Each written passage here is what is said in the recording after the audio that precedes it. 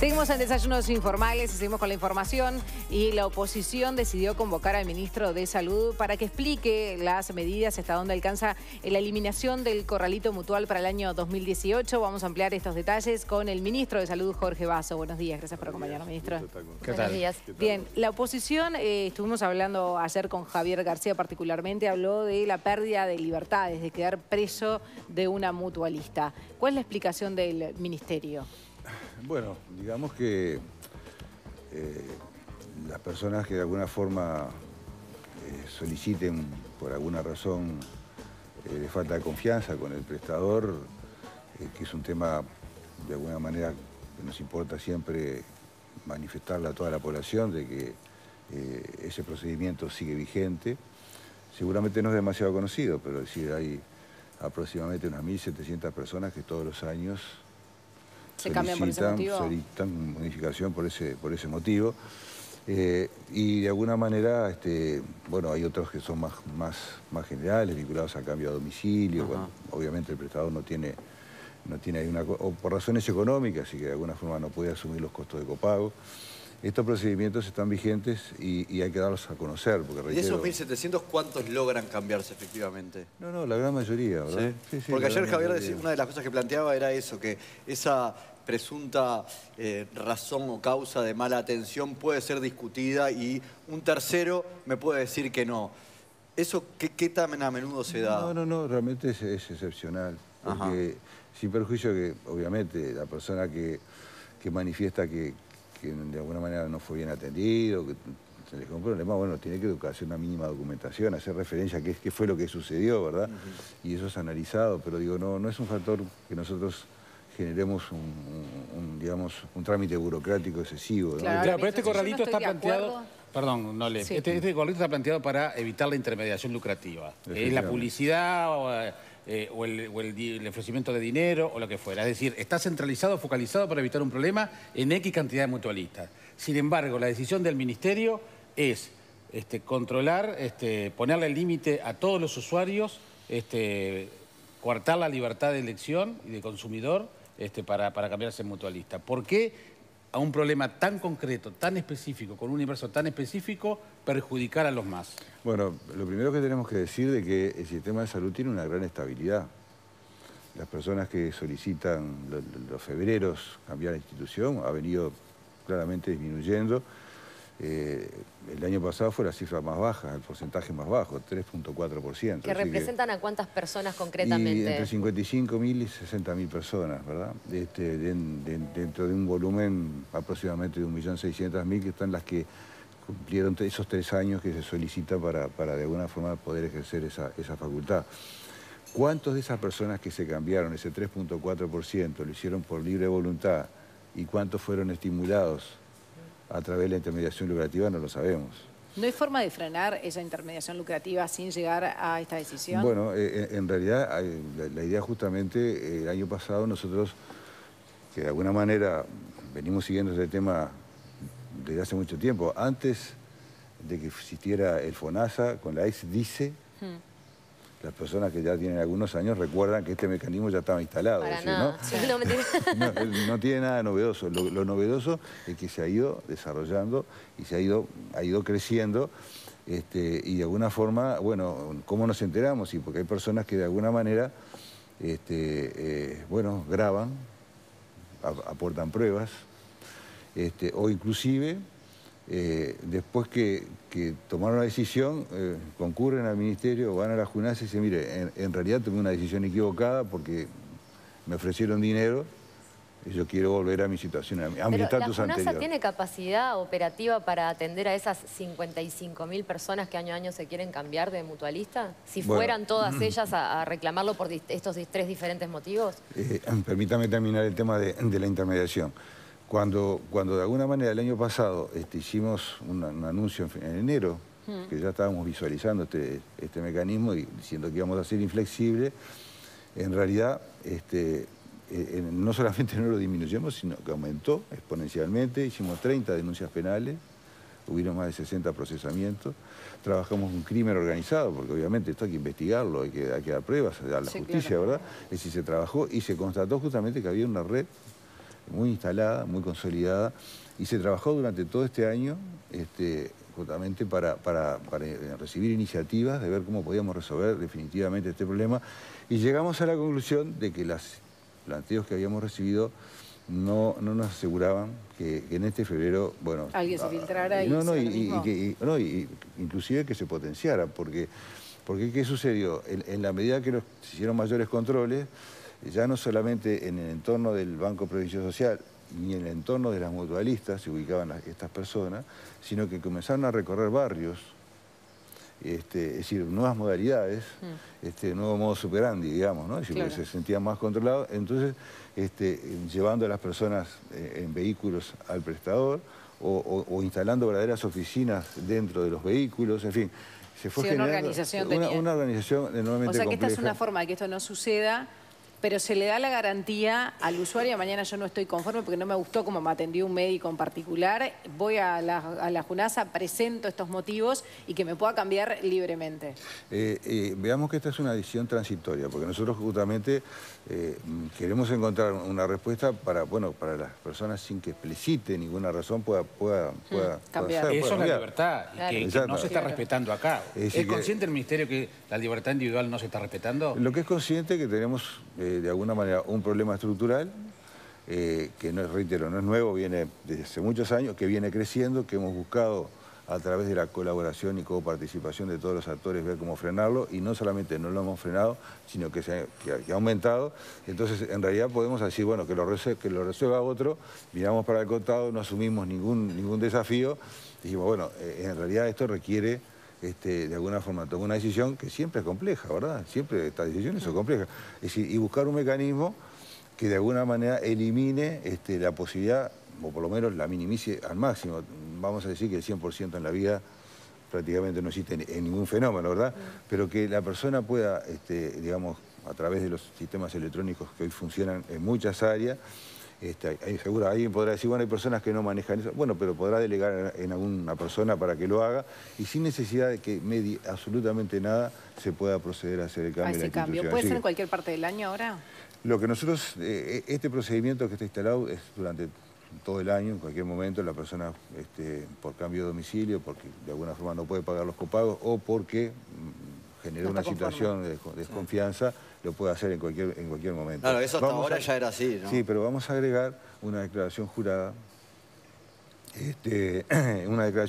del usuario de que no ha mediado ningún dinero o algo similar para esa solicitud. Que lo incentive a hacer esa solicitud. Y claro, porque en realidad acá hay muchos factores, es decir, las instituciones obviamente se preparan habitualmente para poder captar afiliados, claro, desarrollan grandes campañas, y en algún momento ese dinero, que generalmente está vinculado a la contratación de empresas, para promover a la institución, en algún momento parte de ese dinero termina en la intermediación lucrativa. Esa es la realidad.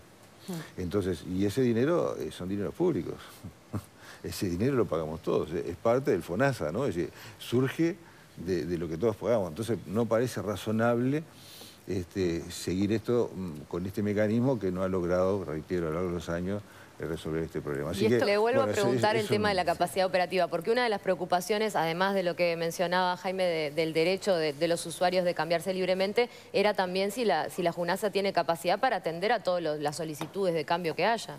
Sí, nosotros en realidad, de alguna forma estamos trabajando en un escenario en el cual el mecanismo sea lo más ágil posible, se procese lo más rápido posible.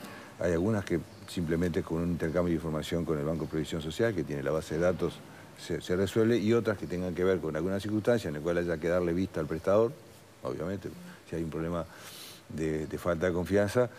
Es muy importante porque los prestadores, de alguna manera, ahora van a tratar justamente que no se generen esos problemas de desconfianza o de desconfort o de situaciones de mala atención o de vulnerabilidad con sus usuarios, y es también un estímulo para que estén más atentos a todos los microprocesos asistenciales que se dan en las instituciones, porque hoy la población se está empoderando a partir de esta información, que reitero, si bien existía no estaba ampliamente diseminada para que de alguna forma desarrollen programas para trabajar mejor con sus usuarios. ¿Y estas mejoras del sistema de salud tienen que ver con la segunda reforma de la salud? Bueno, nosotros tenemos, obviamente, como cualquier reforma de estas características en el mundo, las reformas sanitarias son muy complejas, ¿verdad? Es decir, la mayoría han fracasado con total éxito, ¿verdad? No son cuando prueben ustedes, cuando hagan un viaje y pregunten cómo funciona el sistema de salud en ese país, y bueno, en realidad el Uruguay siempre perfectible, todo mejorable, no hay nada que funcione de alguna manera acabadamente como uno quisiera, pero digo, las mejoras que se han dado son sustantivas y es un proceso que de alguna manera tiene un objetivo que es un sistema nacional integrado, en el que cada vez sea más integrado. Por eso hay un proyecto de ley que de alguna manera ya se aprobó en la rendición de cuentas y que ahora estamos en su instrumentación, que establece que si usted es usuario de un prestador y se encuentra en un lugar del territorio donde ese prestador no tiene un local y usted tiene necesidad de hacer una atención, usted puede ir a cualquier prestador integrante del sistema y lo tengan que atender.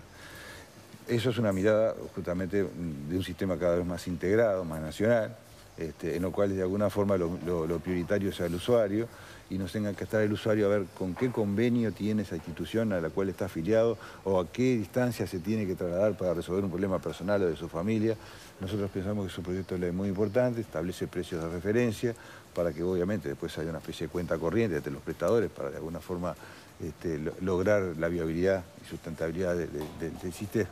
Pero bueno, nos parece que es un desafío muy significativo, acompañado además también de los centros de referencia nacionales, que es otro proyecto de ley, que establece bueno, lo que significa la alta tecnología, la distribución territorial de la alta tecnología, que está altamente concentrada en la zona de la capital y metropolitana, pensando justamente en qué lugares ir identificando los desarrollos tecnológicos. Este año hubo una novedad importante en ese sentido, ¿no? Para el norte. Exactamente, y bueno, estamos atrás ahora de que también el sector público, a través de la extensión del IMAE cardiológico del Hospital de Clínicas, pueda tener una sede en Tacuarembó.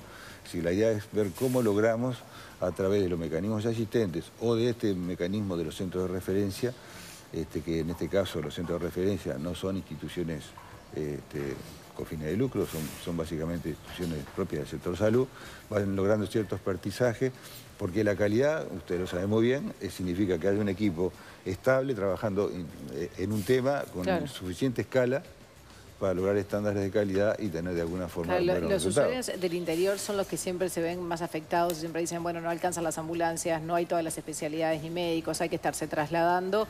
Y esto lleva también a todas estas irregularidades de las que se habló, de las licitaciones, el caso de Bella Unión, de las ambulancias. Todo eso, ¿qué tiempo puede llevar para que la gente sienta que tiene todos los servicios? Bueno, por eso, de alguna manera, es construir un sistema.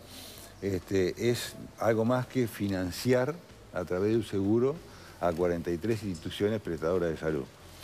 El sistema implica justamente que las instituciones logren convenios de complementación para evitar traslados innecesarios. Hoy, por ejemplo, si una persona en determinado punto del país es afiliada a un prestador y tiene que hacerse un estudio en el que ese prestador en esa localidad no tiene el equipamiento, tiene que obviamente poner una ambulancia o resolver el traslado a donde ese equipamiento esté. Parece lógico que en un sistema integrado, bueno, si hay ese equipamiento que es de otra institución, pero está en la misma zona, logremos de que el usuario se use. ¿Y eso puede ayudar hasta dónde a evitar algunas de las cosas que se están investigando todavía en la investigadora en el Parlamento? Habrá que ver algún caso que llegue a la justicia, pero ha quedado claro que había en las unidades ejecutoras ciertas posibilidades de discrecionalidad o de decisión de gasto que por lo menos han llevado a este punto de investigar y sospechas de legisladores que van del Partido Nacional a la Unidad Popular.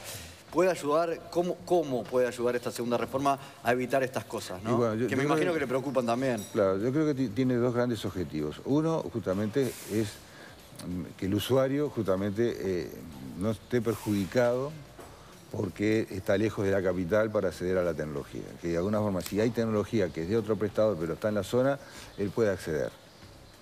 Y estamos haciendo el máximo esfuerzo justamente para promover esos convenios de complementación y este proyecto de ley va en consonancia con eso. Eso implica obviamente de que las personas sean los principales beneficiarios. Segundo, de que mejore la calidad del gasto, porque obviamente todos esos gastos de traslado, todos esos gastos vinculados a la no calidad o a la superposición, porque la superposición de recursos en una zona del territorio y la falta de los mismos en otro, eso no tiene nada que ver con calidad de gasto. La calidad de gasto significa, bueno, que el equipo, si hay un equipo que tiene capacidad ociosa, bueno, eso de alguna forma, esa irracionalidad la pagamos todos. Ministro, ministro, le cambio de tema. En los últimos tiempos hubo algunos fallos contrarios de la justicia y obligaba al Ministerio a proporcionar medicamentos de alto costo que habían sido rechazados. Se está ante un problema allí donde los pacientes que se ven perjudicados reclaman ante la justicia y la justicia les da la razón. ¿Cómo poder resolver este tema cuando estamos hablando de pacientes realmente en situaciones límites en muchos casos? Bueno, el Uruguay, lo primero que tenemos que decir es que es casi una excepción en el mundo de cómo está trabajando con los medicamentos de alto precio. Y mire que digo alto precio y no digo alto costo. Sí, lo tengo claro. Lo tengo claro, ya lo hemos... Y está muy bien, es correcto. Y obviamente eso está alentando la compra conjunta de estos medicamentos a través de Mercosur, UNASUR, por un tema de escala, de negociación con la industria, ¿verdad? En lo que tiene que ver con la judicialización de la salud, que es un fenómeno planetario, nuestro país, a pesar de que tenemos este fenómeno, está a años luz de lo que sucede. Está bien, pero es terrible que se tenga que recurrir a la justicia y que la justicia termine dando la razón. Eso significa que el Ministerio de Salud no atendió el reclamo de un paciente.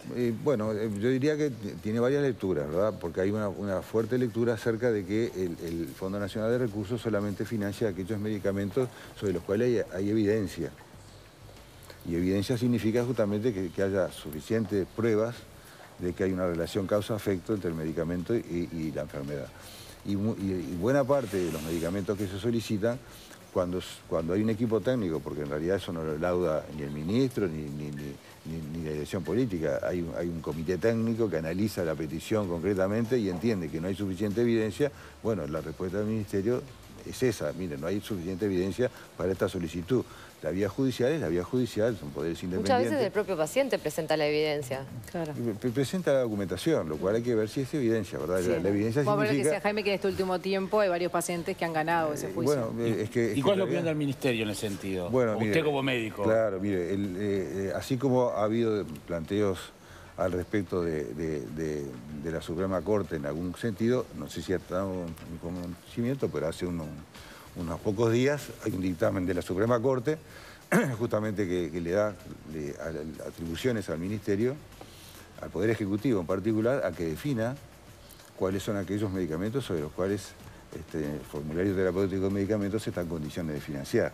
Es decir, que hubo un cambio en la composición de la Suprema Corte y ahora hay un dictamen distinto con el que veníamos trabajando. Es decir, que de alguna manera este es un tema, como ven, bastante polémico, que es más de una... Ahora, ¿esta solución de comprar en conjunto con países del Mercosur podría entonces traer toda la medicación necesaria? Para aquellas patologías sobre las cuales existen medicamentos cuya evidencia demuestre que son efectivos. Se trabaja con este criterio. Primero, incorporar todos los que curan. Nuestro país tiene en el formulario terapéutico de medicamentos todos los medicamentos que curan. Segundo, aquellos que prolongan la vida. Y ahí, bueno, hay un estándar, unas recomendaciones de la Organización Mundial de la Salud. Digamos, este es un tema del mundo, ¿verdad? Sí. Es decir, ¿qué significa prolongar la vida, no? Es decir, ¿cuánto tiempo? En fin, son temas muy complejos. Sí, son discusiones éticas. Muy difíciles, ¿verdad? Bueno, totalmente. Estamos basándonos en información de la Organización Mundial de la Salud.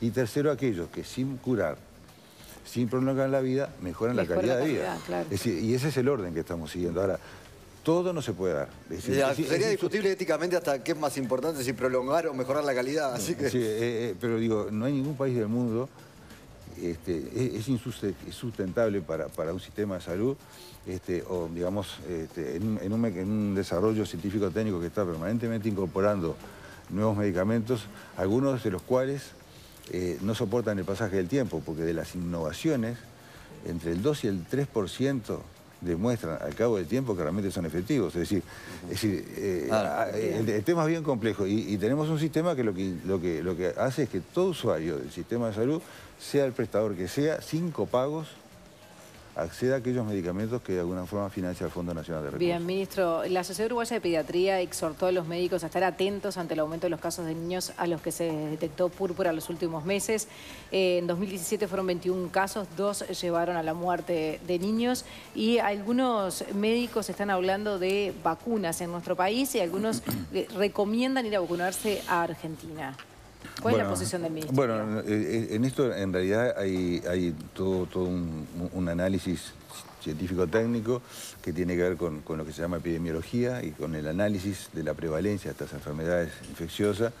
Nosotros estamos en las cifras habituales en nuestro país, no tenemos una situación de brote, siempre hay casos de meningitis, de alguna manera, bueno, es una enfermedad que se transmite a través de gotitas que se generan justamente al hablar, al estornudar, justamente y en contacto con los niños más pequeños, pueden transmitir distintos tipos de agentes y por lo tanto hay meningitis de variada composición. No, la meningitis no es una sola enfermedad, es un síndrome y puede ser afectado por varios organismos, o microorganismos, o bacterias, o virus, ¿verdad? Es decir, de alguna manera lo que estamos monitoreando es que estemos en las cifras habituales en la región y sobre todo en nuestro país, y eso es así.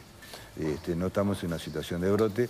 Cuando aparece una situación de brote epidémico es que se entra a considerar la situación de vacunación. De vacunación. ¿Y qué es la vacuna argentina de la que hablan algunos de los pediatras? Bueno, es para un tipo de meningitis que de alguna forma está indicada, reitero, cuando hay una situación de brote. ¿En Argentina también es cuando hay una situación de brote? En todo el mundo. Estos son criterios internacionales. Imagina que en esto hay de alguna manera pautas que se siguen a través de la Comisión de Vacunas. Digo, ¿por qué recomiendan ir a Argentina? Bueno, hay distintos tipos de vacunas.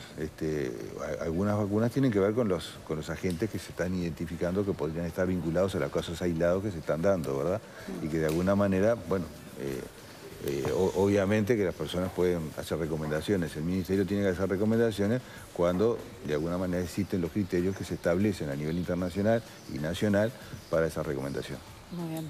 Ministro, muchísimas gracias por acompañarnos. Gracias, ministro. Un minuto pasa de las 9.